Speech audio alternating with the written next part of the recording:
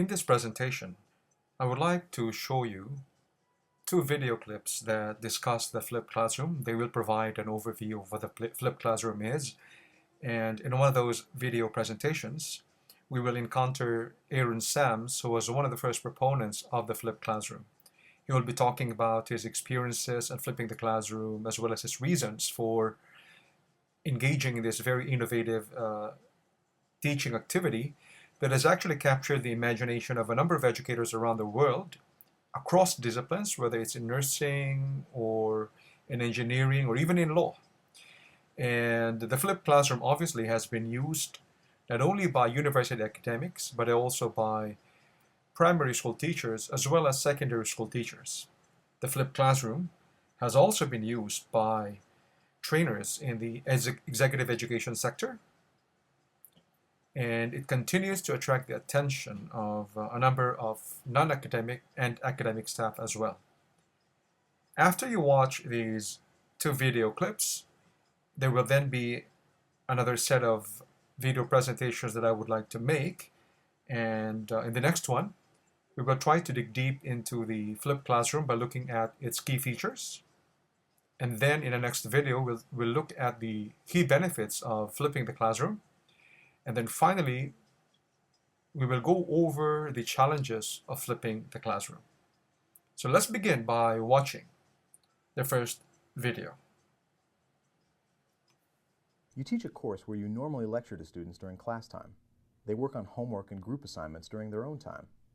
What if there were a way to do the lectures outside of class time so you could use class time to have students work on activities together? Welcome to Flipping the Classroom, Simply Speaking.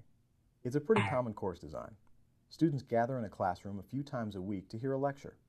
A faculty member may show slides, play a few videos, demonstrate some concepts, or solve problems. On their own time, students work on problems and arrange times to meet to work on group projects. Some faculty are finding ways to increase student engagement and improve learning by flipping this design. In the new model, students watch, listen to, and interact with content on their own time, and then use class time for engaging activities. Here's how it works. Say you're teaching a biology course. One week you talk about invasive animal species, such as the Asian carp. Instead of lecturing, you post a few YouTube videos about Asian carp. You also produce a video of your own in which you show some photographs of other invasive species and talk about their origins. You want to keep each video interesting, so you keep them under 10 minutes each. To help trigger discussion, you also include some questions that you will be asking students to think and talk about during your next class session. Later in the semester, students can go back to these videos to review key concepts to prepare for an exam or to guide a project or paper. Short videos are just one option.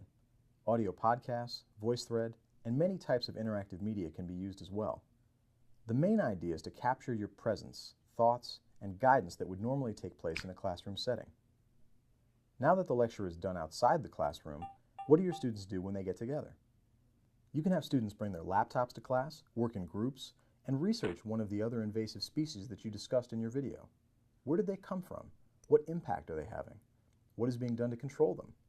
Since they're doing this research during class time, they can get your assistance in determining good sources of information and how to interpret what they're seeing. Also, you'll get a better idea of which students are doing their fair share of work in their groups. There won't be any more excuses that students don't have time to get together for group work. If an interesting idea comes from one group, you can get the attention of the class and have a spontaneous discussion. In short, you can create a much more active environment. There are many other activities you can do in the classroom. Have students discuss course concepts or take different sides of an issue and debate their merits. Students could share drafts of papers that they're writing and get feedback from you and other students. Students can work on difficult problem sets, share solutions, and ask for help when they get stuck. Organize students into groups and have them answer questions about a case study, or they could write and practice a presentation about a topic of your choosing. There are ways of using class time for activities involving any discipline. The important thing is to get students to engage with the content of your course. Flipping your classroom involves some serious thinking about the way you are teaching and the way students learn, so you may want to start with a single topic or week and see how it goes. The results may surprise you. This has been Flipping the Classroom, Simply Speaking. To get more information about this topic, visit tlt.its.psu.edu/flip. This video was produced by Penn State University and is available for use under Creative Commons license.